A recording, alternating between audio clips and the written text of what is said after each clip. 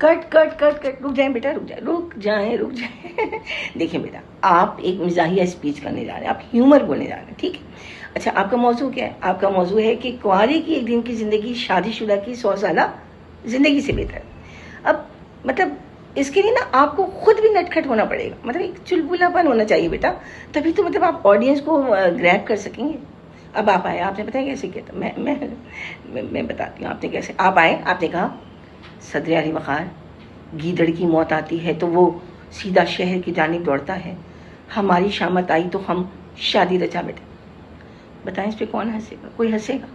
कोई नहीं हंसेगा। अब ज़रा मुझे फॉलो कीजिए, ठीक है, मुझे फॉलो कीजिएगा, वैसे ही कीजिएगा। आप आए, आप स्टेज पर आए, आपने कहा, सदर अली वक़ार, गीदड़ की मौत आती है तो सीधा शहर की जानिब दौड़ता है, हमारी तो शामत आई तो हम शादी रचा बैठे। और फिर होना क्या था? वही हुआ। जी हाँ, आज बेगम फरमाती हैं, अजी सुनते हैं, शॉपिंग पे जा रही हूँ, शॉपिंग पे 4-5 घंटे लग जाएंगे तो खाना बाहर ही हो जाएगा, लेकिन आप मुन्ने का खास ख्याल रखिएगा।